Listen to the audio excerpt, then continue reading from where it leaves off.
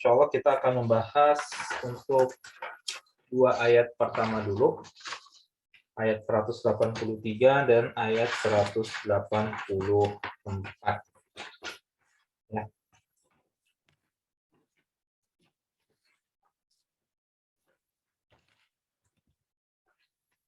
A'udzubillahi minasyaitonirrajim. يا أيها الذين آمنوا كتب عليكم الصيام كما كتب على الذين من قبلكم لعلكم تتقون أياما معدودات فمن كان منكم مريضا أو على سفر فعدة من أيام أخر وعلى الذين يطيقونه فدية طعام مسكين فمن تطوع خيرا فهو خير له وأن تصوموا خير لكم إن كنتم تعلمون. Rabbi shrah li sadri wa yassir li amri wahlul 'uqdatam min lisani yafqahu qawli. Ya, ayat 183 kita coba bahas terlebih dahulu ya. Ya ayyuhalladzina amanu. Ini harus dipahami bahwa kenapa Allah menggunakan alladzina amanu, itu setiap kali Allah menggunakan kata wahai orang-orang yang beriman, ya ayyuhalladzina amanu, maka kita wajib tunduk dan patuh dan mendengarkan, karena yang berikutnya adalah berisi perintah atau larangan dari Allah. Ya. Contoh yang sering kita dengar adalah ketika kita membaca surat Al-Jumu'ah. Surat Al-Jumu'ah ada di juz ke-28. Surat Al-Jumu'ah ada di juz ke-28. Surat ke-62 ya, ketika Allah berfirman dalam surat juz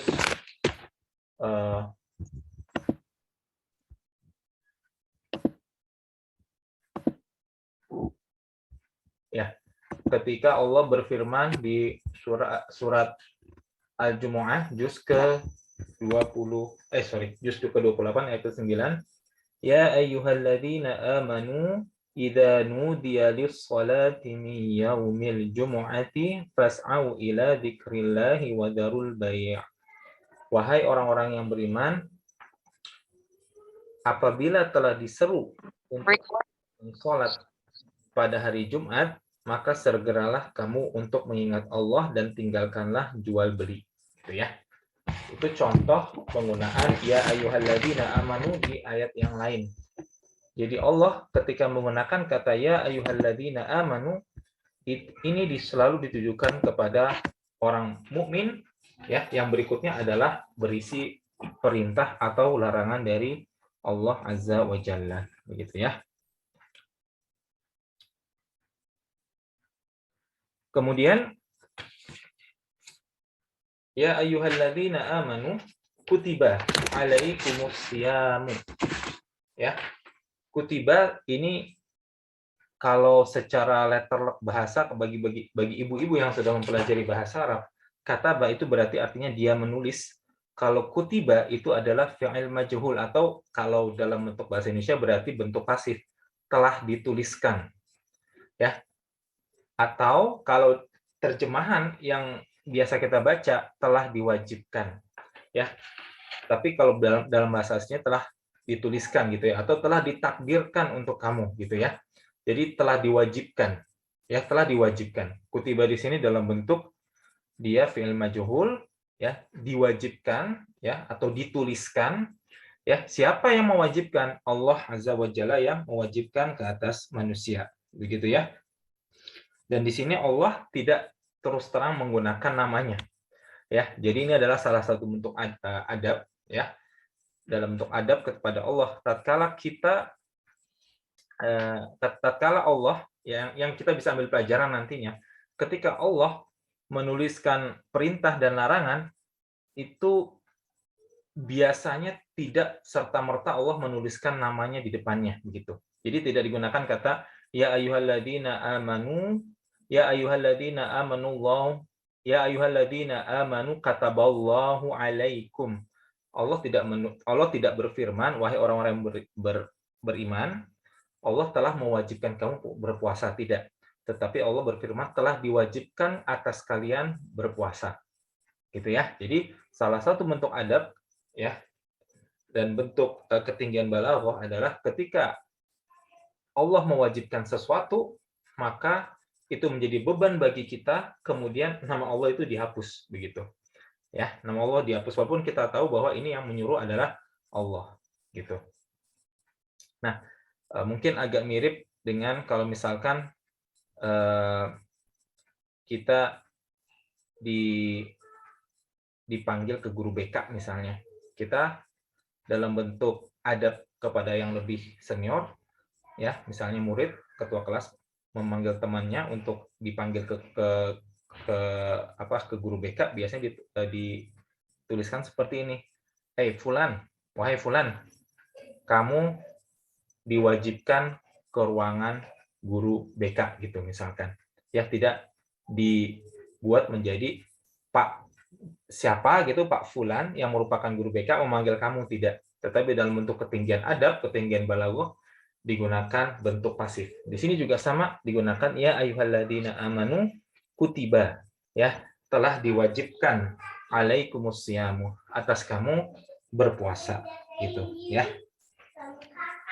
Jadi karena ini adalah bentuk ketinggian balaghahnya, Allah tidak menuliskan namanya di sini, dan karena ini merupakan beban nanti untuk bagi manusia ya, dan Allah tidak menginginkan ada beban bagi manusia, maka di sini nama Allahnya dihapus gitu ya, salah satu bentuk balaghahnya.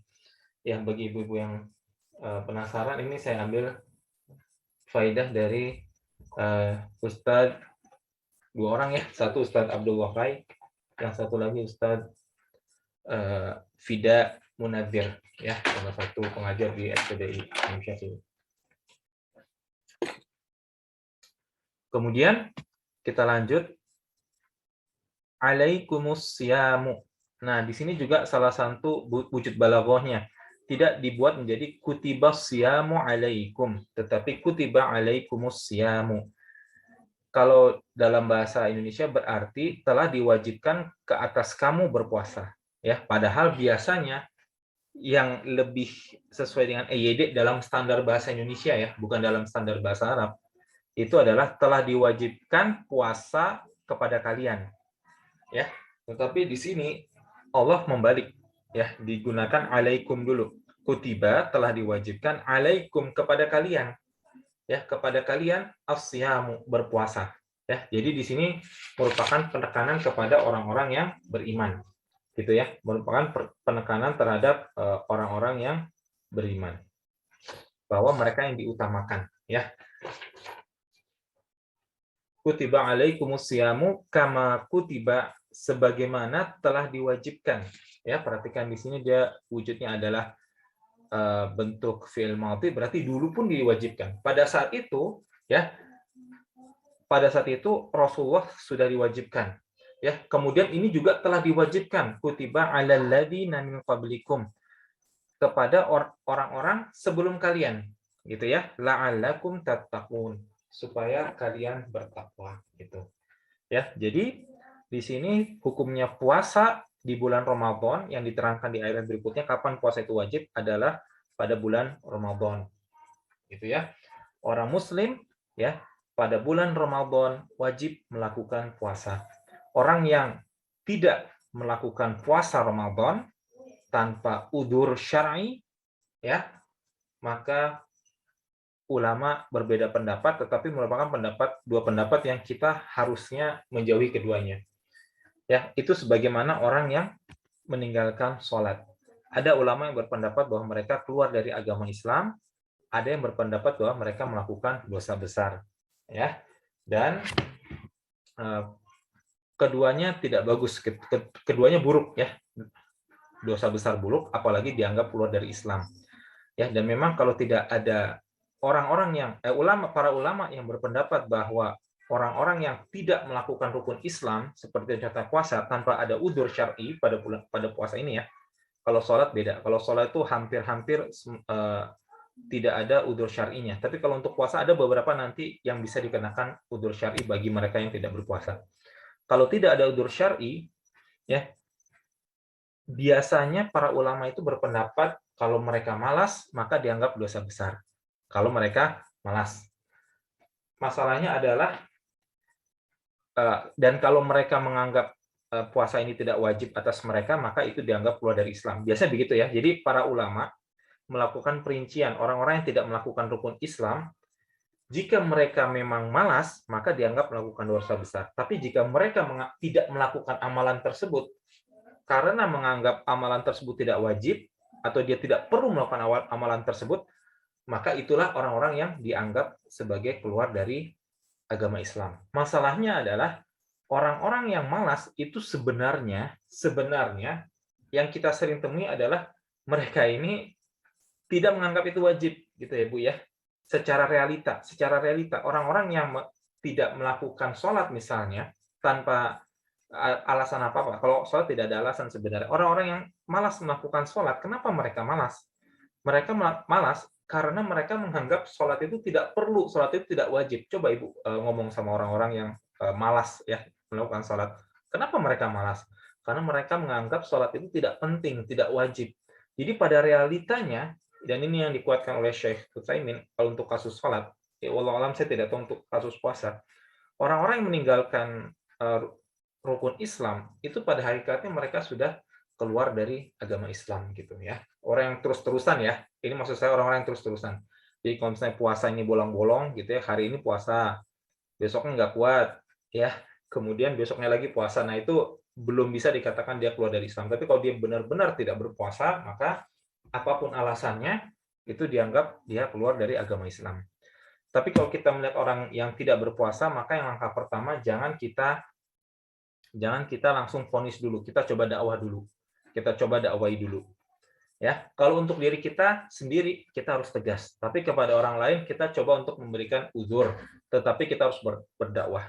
Ya, kalau tidak mempan maka tinggalkan sudah, karena itu bisa membuang-buang waktu kita gitu, ya. Nah, orang-orang yang terdahulu pun diwajibkan mereka berpuasa. Ya. Mereka telah diwajibkan juga berpuasa. Contohnya, seperti yang dikatakan dalam kitab tafsir milik Imam Al-Qurtubi, umat Nabi Musa dan Nabi Isa juga berpuasa, ya, tapi kemudian mereka melakukan sedikit perubahan.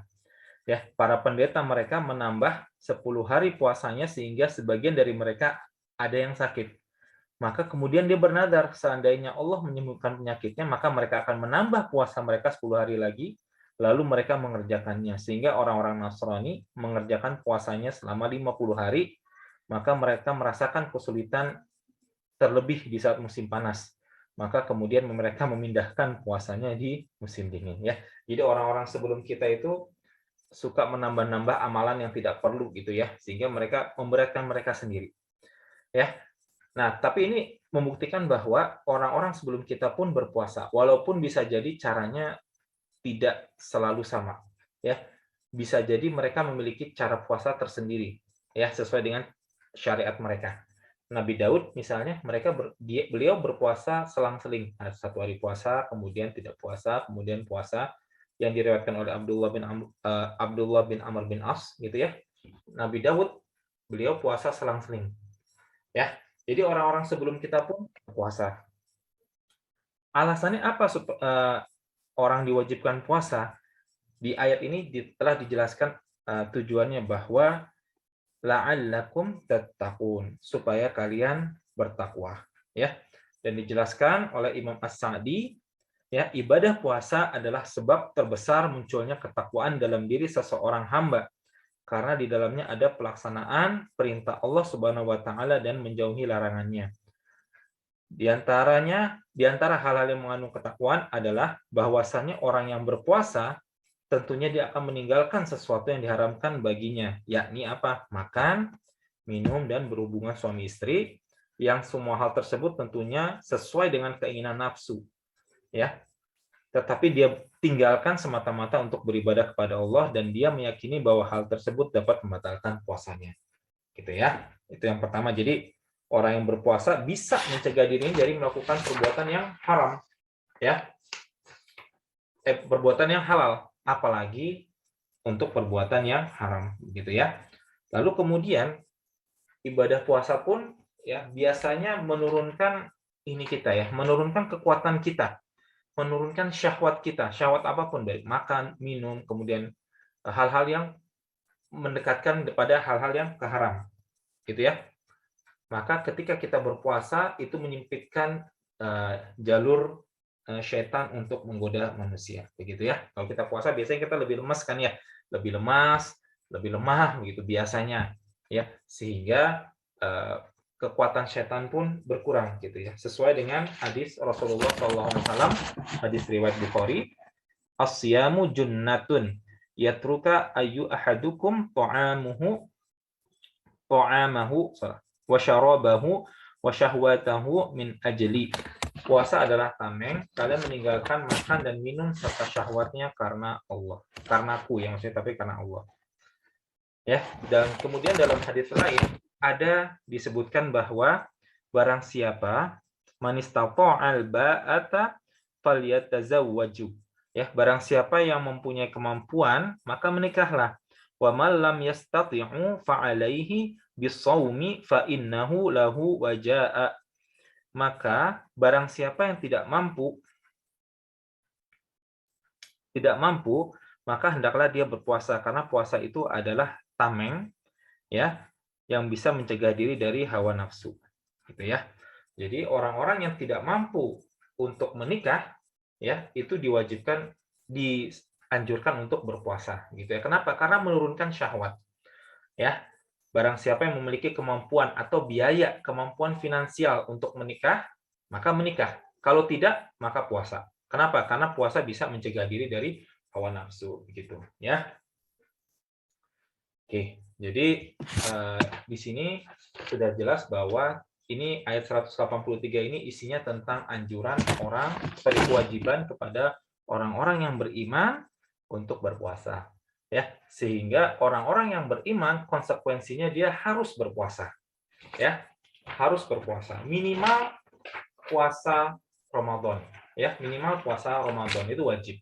Kalau masih kuat yang lain, maka bisa dilakukan puasa sunnah, kan ya, ada puasa Senin Kamis, ada puasa 3 hari setiap bulan Hijriah, ada puasa Daud kalau masih kuat lagi, gitu ya, ada puasa Muharram, ya, kemudian ada puasa 10, bukan 10, puasa Arafah, ya.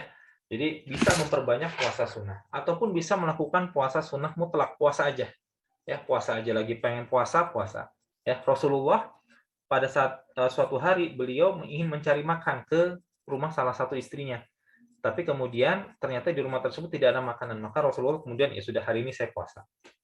Kalau puasa sunnah seperti itu. Kalau puasa sunnah, ibu belum ada niat puasa, asalkan memang belum makan, boleh. Ya, kalau beberapa ulama bilang sampai siang masih belum makan, silakan puasa gitu. Ya, jadi masih boleh untuk berpuasa. Kalau puasa sunnah, kalau puasa wajib, kita harus melakukan niat sejak malam harinya bahwa besok saya akan puasa. Kalau yang tadi, yang puasa sunnah tadi, itu tadinya nggak pengen puasa, tapi kemudian karena keadaan memaksa, akhirnya puasa itu masih boleh. Tapi kalau puasa wajib ini harus sejak malam sebelumnya kita berniat untuk melakukan puasa, gitu ya. Kemudian ada hikmah apa di balik puasa ini? Ya, salah satu hikmahnya ini saya ambil dari situs Duror, ya. Ibu-ibu yang masuk ke dalam grup WA, saya sudah men-share tentang tentang tafsir ayat puasa. Ya, ini saya ambil dari, bukan saya ambil, saya mendengarkan ceramah dari Ustadz, Masya Allah saya lupa namanya, tapi saya juga mendengarkan dari salah satu Ustadz tentang keterangan ayat-ayat puasa ini, ya, dan saya sudah share di grup WA, ya. Jadi salah satu hikmah dari puasa adalah Allah membagi-bagi ibadah sesuai dengan kemampuan hambanya, ya. Allah memvariasikan ibadah, bentuk-bentuk ibadah, sehingga setiap dari kita kemudian bisa fokus ke satu ibadah yang kita mampu di dalamnya. Gitu. Faminha ma huwa maliyun mahdun kazzakah. Di antaranya ada ibadah yang dia khusus pada uang, pada harta. Contohnya adalah zakat. Contoh pada zakat. Ya, atau sedekah atau wakaf. Jadi ibu-ibu di sini yang memiliki kelebihan harta, silakan gunakan harta ibu di jalan Allah. Dan inilah seharusnya seorang muslim setiap kedepannya, ya, ketika ada peluang untuk beribadah, ya, maka kita seharusnya memfokuskan diri kita itu untuk mengabdikan diri kepada di atas agama ini gitu, sesuai dengan kemampuan kita. Hidup kita ini dari awal itu harus dibawa dengan berpedomankan kepada Al-Quran dan Sunnah. Ya, dibawa kemana arahnya? Ya, harta kita dibawa kemana arahnya? Keluarga kita, kemudian waktu kita, ya, itu yang paling pertama itu harusnya itu dibawa ke dalam agama ini gitu ya, sesuai dengan jalan yang diajarkan oleh Allah dan Rasul-Nya. Ya, betapa banyak di luar sana orang-orang yang dia itu mencari-cari hidupnya, mencari-cari pedoman begitu. Ya, nggak dapat. Beda dengan kita umat Islam, kita sejak lahir, dan sebagian besar di sini saya pikir Islam sejak lahir ya, atau mungkin semuanya malah Islam sejak lahir, maka kita itu dari kecil sudah mendapatkan pedoman hidup kita, Al-Quran dengan As-Sunnah. Jadi minimal kita paham Al-Quran dulu, dan As-Sunnah ini sebagai nantinya sebagai penyokong gitu. Ya, jadi umat Islam ini harusnya kita bersyukur memiliki agama ini, panduan yang lengkap bagaimana untuk menjalani hidup. Ya, detail-detailnya kadang kita harus bertanya kepada orang ya. Ala bidik fasalu in kuntum fasalu ahla dzikri in kuntum la ta'lamun. Bertanyalah kepada orang yang paham jika kamu tidak tahu gitu. Tetapi secara global ya, bagaimana kita menjalani hidup sudah diajarkan di dalam Al-Qur'an. Orang di luar tuh kadang-kadang masih coba-coba. Khamr kita sudah tahu sejak kecil, khamr ini haram. Ya, kenapa? Al-Quran mengatakan hal tersebut. Hikmahnya apa? Oh, ternyata khamr bisa menyebabkan kita hilang akal, menyebabkan kita menjadi mabuk, lalu kita hilang akal. Ya, orang-orang di luar sana cuek aja. Ya, jadi mereka tidak memiliki pedoman dalam hidupnya. Kita ada Al-Quran dan As-Sunnah. Ya, jadi ibu-ibu di sini yang memiliki kelebihan harta bisa kemudian menggunakan hartanya di jalan Allah.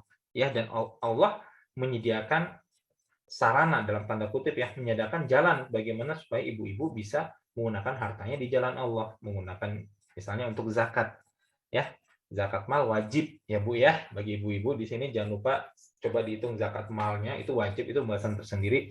Dan apabila ibu-ibu di sini ada yang moga-moga tidak, tapi ada yang ngotot tidak mau membayarkan zakat mal, kalau di negara yang berpedomankan Islam, negara bisa memaksa untuk mengambil ya, untuk zakat, untuk kasus zakat ya. Kemudian wa minha ma huwa badaniyun mahdhun kas-shalah. Ada yang khusus pada ibadah badan. Contohnya adalah salat. Ibadah salat adalah ibadah yang badan. Bagi ibu-ibu di sini yang kuat badannya, yang fit ya, maka bisa memaksa dirinya untuk salat ya. Salat wajib itu jelas ya, salat wajib, tapi bisa ditambahkan dengan salat-salat sunnah ya, salat-salat yang mustahab ya, yang dianjurkan. Salat malam misalnya ya, atau salat duha ya, atau salat rawatib ya, salat-salat mustahab ya. Jadi kalau tidak bisa satu ibadah, bisa ibadah yang lain. Ibu-ibu di sini tidak ada yang tidak kuat sholat gitu ya, karena misalnya sibuk ya, atau terlalu lelah gitu misalnya. Ibu-ibu punya harta, gunakan hartanya di jalan Allah ya. Di sini ibu-ibu misalkan, tapi sepertinya tidak sih. Ibu-ibu di sini misalnya kekurangan harta, tetapi ibu-ibu di sini punya badan yang kuat ya, maka ibu gunakan fisik ibu untuk sholat gitu ya, memperbanyak sholat ya. Wa minha ma huwa murakkabun minhuma badaniyun wa maliyun kal hajj. Ada di antara ibadah yang butuh keduanya, baik harta dan fisik. Contohnya adalah haji ya. Dan ibu-ibu di sini jika memiliki harta yang cukup, maka saya menganjurkan untuk segera, dan moga-moga saya juga insya Allah untuk segera mendaftar haji. Kita dengar sekarang ya, katanya haji itu sudah sampai belasan tahun, saya tidak salah. Kalau di Indonesia itu, kalau di Bandung itu sudah belasan tahun. Di Malaysia itu sudah nggak masuk akal. 99 tahun atau berapa puluh tahun gitu. Nggak masuk akal, sangat tidak masuk akal. Tapi yang jelas kita punya azam untuk melakukan ibadah haji ke depannya, begitu ya. Kemudian wa minha ma huwa min qabilit tark. Jadi ada ibadah yang berupa meninggalkan hawa nafsu. Contohnya adalah puasa, ya, kasyami, ya. Fafihi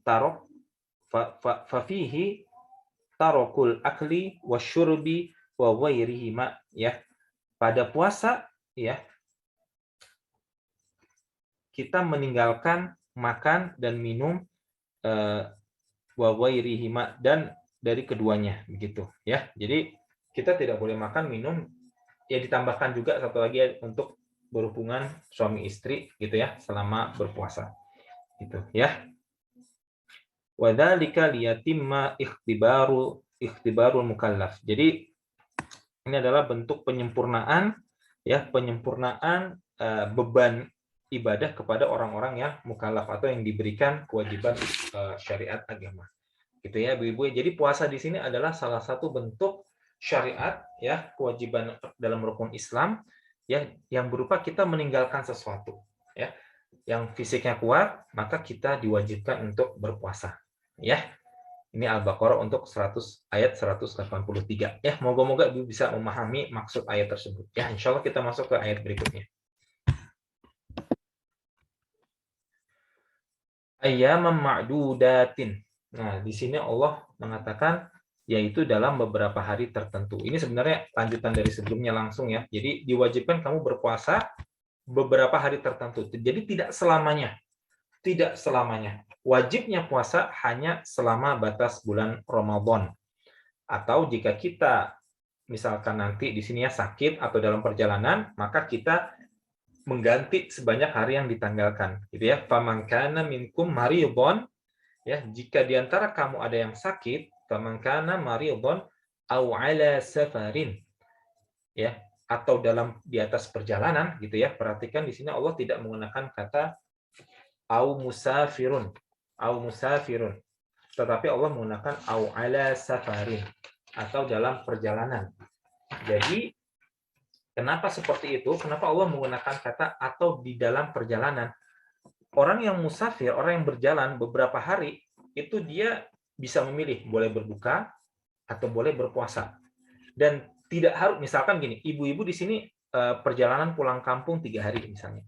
Ibu tidak perlu dalam 3 hari itu seluruhnya puasa atau seluruhnya berbuka. Ibu bisa memilih.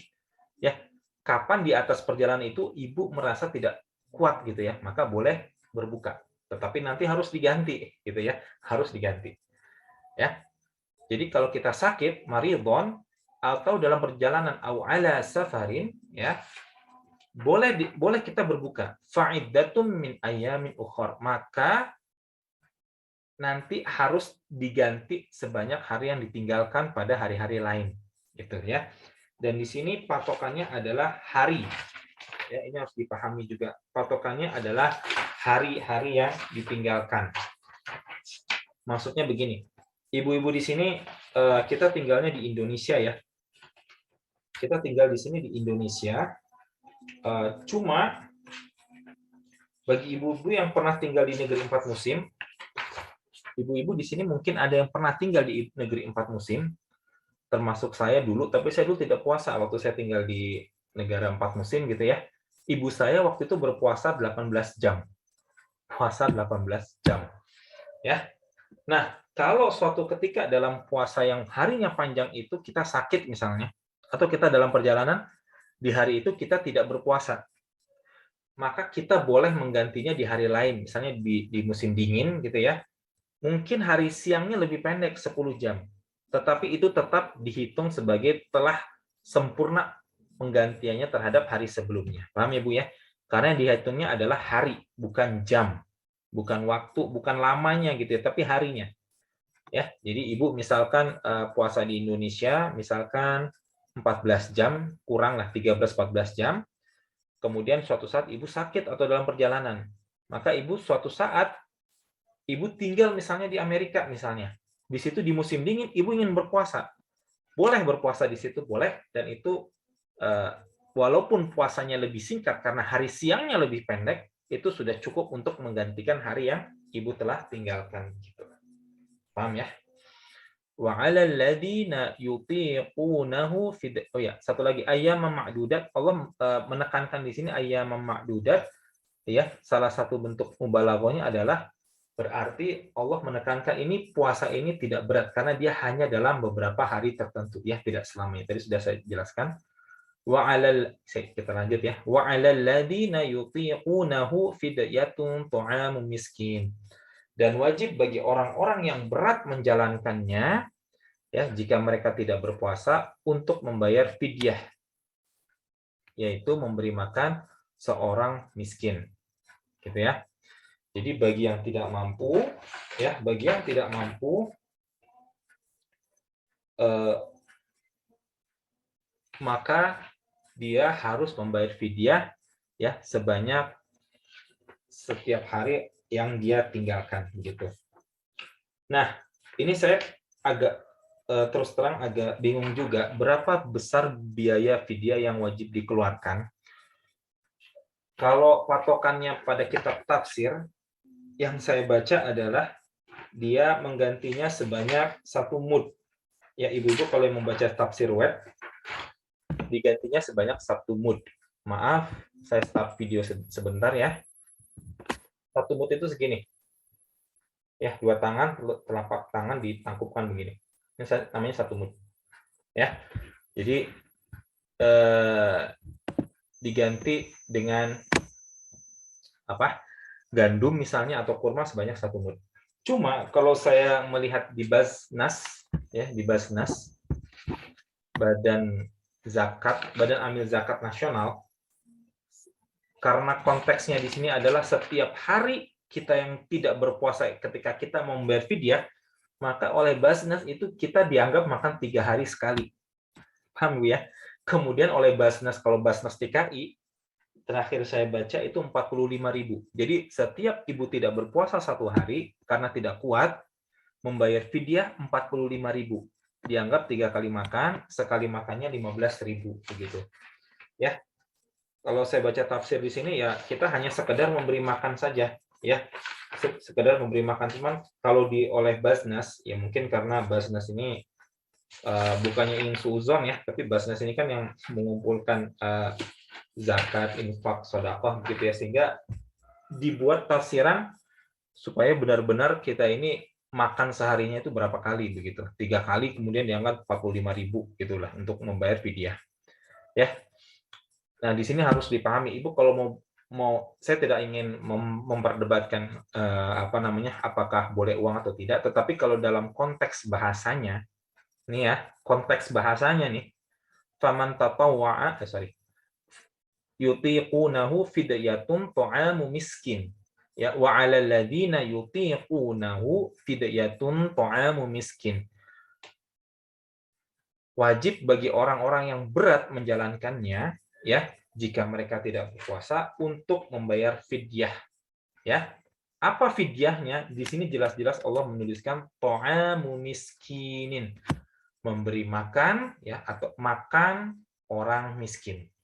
Gitu ya. Jadi lebih baik kita ganti dengan makanan. Gitu ya. Kita ganti dengan makanan. Oke, kita ganti lebih dengan makanan. Kita memberi makan gitu ya, bukan uang. Ya, tanpa saya dengan segala hormat terhadap beberapa ulama atau asatidz yang membolehkan membayar fidyah dengan uang, tetapi dalam surat Al-Baqarah ini ditekankan ta'amu miskin. Itu kok coba ditanya artinya. Itu adalah memberi makan, ta'am. Ya, kalau restoran itu namanya mat'am. Ta'amu miskin itu berarti memberi makan orang miskin gitu. Ya, karena kadang-kadang ada yang dia membuka donasi untuk membayar fidyah dalam wujud uang. Tapi masalahnya kita nggak tahu nih, ini uang ini ujungnya jadi makan atau mungkin jadi sumbangan misalkan untuk sekolah. Saya kadang-kadang kurang terlalu jelas yang seperti itu gitu. Kurang dapat apa ya, informasi ke depannya, ini uang ini ujungnya ini benar untuk makan atau tidak gitu. Kalau ibu bisa mendapatkan badan amil ya, pengumpul zakat yang terpercaya bahwa memang ini digunakan untuk memberi makan fakir miskin, uang fidyah ini ya, boleh insya Allah. Cuma masalahnya kadang-kadang kurang bisa dapat gitu, kurang apa ya? Ya, karena ada beberapa ulama yang kemudian menganggap ini orang miskin ini lebih butuh yang lain ketimbang makan. Ada yang berpendapat seperti itu. Tapi kita kan ketika beramal, maka kita ikut apa yang diperintahkan Allah. Allah nyuruhnya untuk memberi makan. Gitu. Masalahnya di sini. Ya, maka kita harus mencari memang badan amil kalau dia mengumpulkan uang fidyah memang untuk memberikan makan. Faman tatawwa'a khairun fahuwa khairul lah. Faman tatawwa'a khairan fahuwa khairul lah.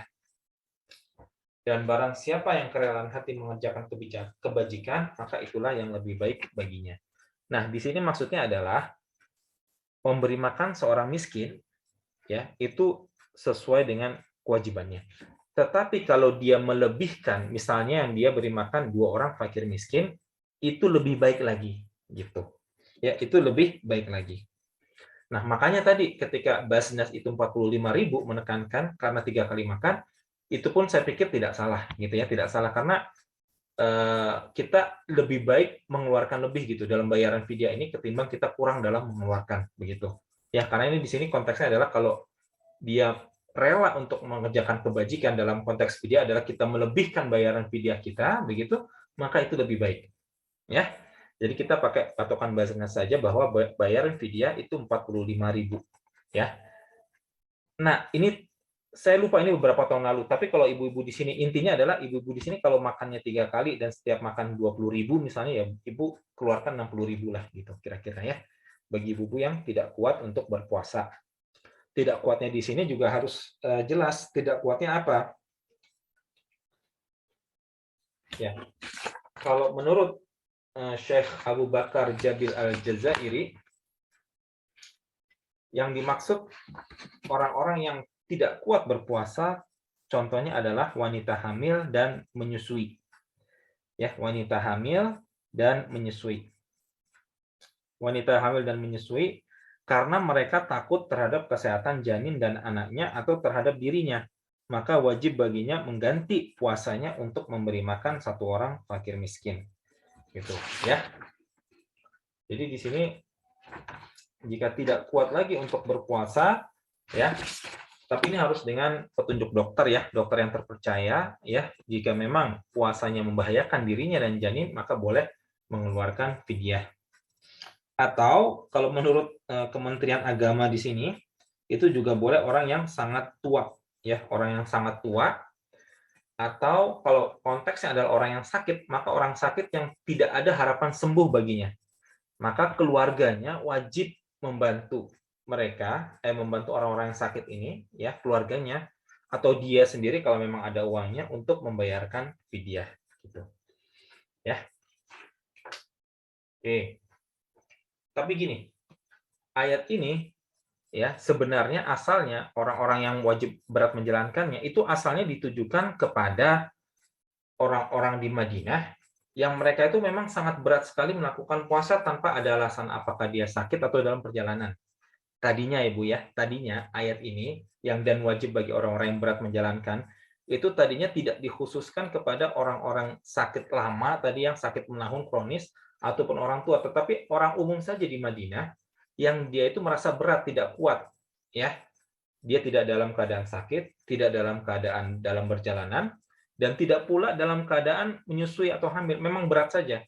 Nah, ayat Al-Baqarah 184 ini tadinya ini ditujukan untuk mereka, ditujukan untuk orang-orang ini yang mereka tidak terbiasa puasa gitu, dan kita bayangkan itu puasa di padang pasir di Saudi, bukan di Saudi, di Arab, di Madinah pada saat itu berat sekali. Nah, bagi orang-orang yang berat ini, mereka boleh membayar fidyah. Ya, tetapi kemudian nanti keterangan ini dikhususkan setelah turun ayat 185 setelah ini ya.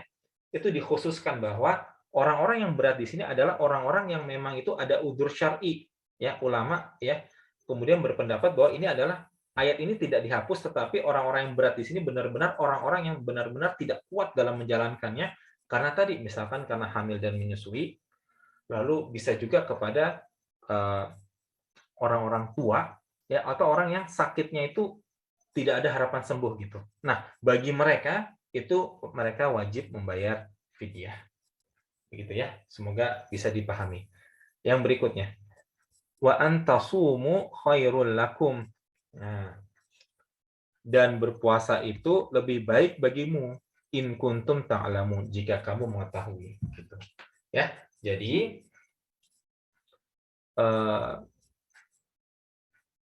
kalau puasa dibandingkan dengan membayar fidyah, maka levelnya kita bisa lihat di sini lebih baik berpuasa. Ya, lebih baik berpuasa, secara level keimanan lebih tinggi. Gitu ya, kita bisa lihat di ayat ini, berarti kalau memang bisa dia berpuasa, maka cobalah untuk berpuasa begitu. Kenapa? Karena puasa itu lebih baik ya kalau kalian mengetahui begitu ya. Jadi levelnya itu lebih tinggi, walaupun ketika bayar fidyah kita lebihkan uangnya ya, dan walaupun ketika fidyah itu secara apa ya, kasat mata itu lebih berguna bagi orang-orang gitu ya, karena kan memberikan sedekah gitu kan ya. Tetapi di sisi Allah lebih baik lagi sisi orang-orang yang berpuasa. Orang yang berpuasa itu lebih baik ketimbang orang-orang yang membayar fidyah, walaupun dilebihkan fidyahnya. Orang-orang yang dilebihkan fidyahnya tentu lebih baik daripada orang-orang yang membayar fidyah satu orang miskin sehari gitu ya. Oke. Sebentar ya, ini saya mengambil dari beberapa ini.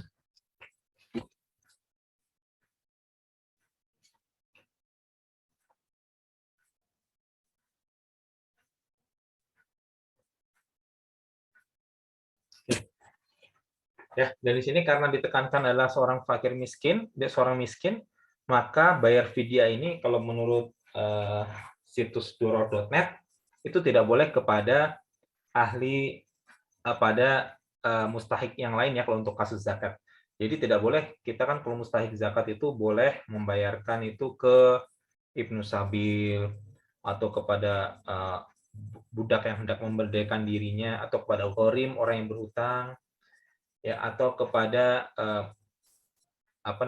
kepada musafir yang jauh dari rumahnya. Kalau untuk uang zakat boleh, tapi kalau bayar fidyah khusus kita memberi makan orang miskin saja, gitu ya, membayar orang miskin saja. Tidak boleh kepada asnaf atau 8 atau golongan-golongan penerima zakat yang lain, tapi hanya kepada orang-orang fakir miskin saja.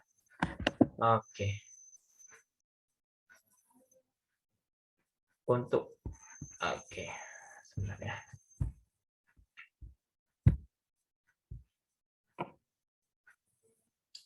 Kita lanjut sedikit lagi ya, mungkin 185.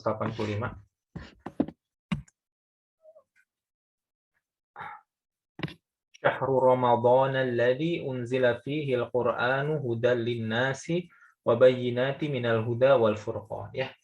Yang bagian pertama saya jelaskan dulu, sisanya nanti besok lagi ya karena agak panjang. Bulan Ramadan ya. Kapan kita wajib berpuasa? Itu yakni di bulan Ramadan. Gitu ya. Di sini dijelaskan dengan jelas sekali bahwa kita berpuasa nanti di bulan Ramadan. Ya, Syahrul Ramadan alladzi unzila fihi al-Qur'an. Bulan yang di dalamnya diturunkan Al-Quran, ya. Di sini adalah tanda kurung permulaan, tetapi ulama berbeda pendapat. Bulan Ramadan sebagai bulan turunnya Al-Quran itu maksudnya apa? Ada yang ulama berpendapat bahwa bulan Ramadan adalah bulan turunnya awal mula Al-Quran. Jadi surat Al-Alaq itu turunnya di bulan Ramadan. Pertama kali Al-Quran turun di bulan Ramadan. Ya. Kemudian ada juga yang berpendapat bahwa Al-Quran ini turun ke langit dunia, Baitul Izzah, langit dunia, dari Lauhul Mahfuz itu pada bulan Ramadan.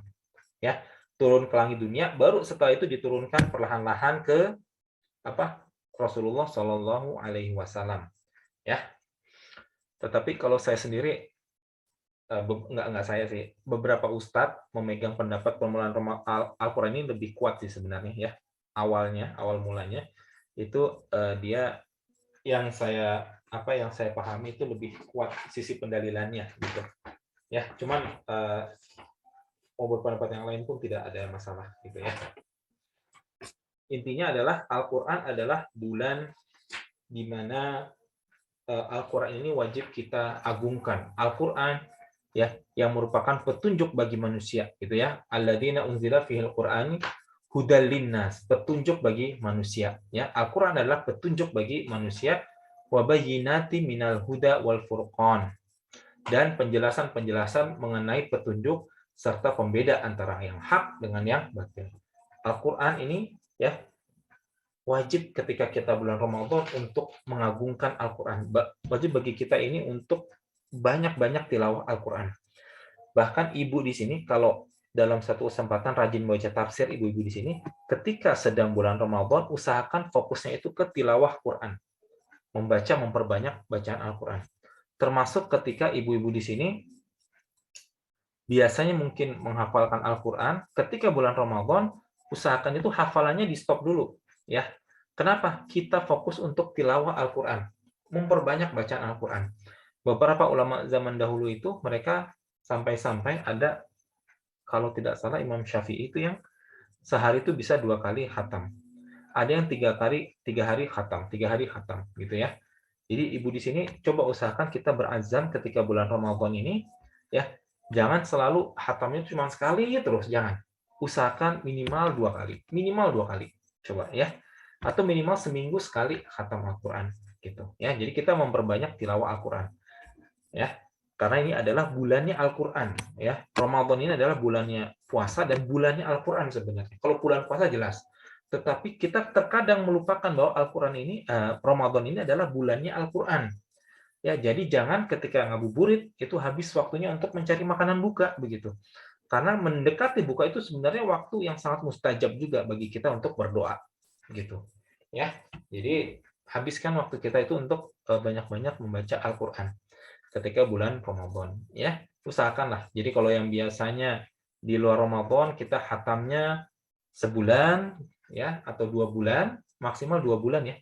Kalau tidak salah ada salah satu hadisnya, jadi kalau dianggap menyepelekan Al-Qur'an itu kalau kita tidak selesai dalam 2 bulan gitu. Jadi usahakan maksimal 2 bulan kita hafal. Kita selesaikan bacaan Al-Qur'an. Kalau di bulan Ramadan ini usahakan sebanyak mungkin. Ya, jadi kalau bacaan Al-Qur'an itu paling cepatnya 3 hari, paling lamanya 2 bulan. Itu yang dianggap kita itu berinteraksi dengan Al-Qur'an itu bagus gitu. Adalah satu hadisnya. Nanti saya coba share ke ibu-ibu ya. Minimal 3 hari, nggak boleh kita kurang dari 3 hari membaca Al-Qur'an. Tidak boleh kita 1 hari selesai sebenarnya. Khusus untuk bulan Ramadan boleh. Gitu ya. Jadi untuk bulan Ramadan ini ya beberapa ulama di antara Imam Syafi'i itu dia sehari itu bisa 2 kali khatam gitu. Ya. Jadi usahakan ini Ramadan ini kita banyak-banyak membaca Al-Qur'an ya. Semua aktivitas lain ya, aktivitas lain yang berhubungan dengan Al-Qur'an juga, yang berhubungan dengan Islam misalnya membaca hadis, itu di-stop dulu, Bu. Khusus Ramadan ini coba baca Quran dulu. Al-Qur'an ini selesaikan sebanyak mungkin ketika masuk ke bulan Ramadan ini. Oke. Ya, mungkin sudah dulu sampai saat ini karena sudah pukul 20.54 ya. Saya sudahi dulu recording.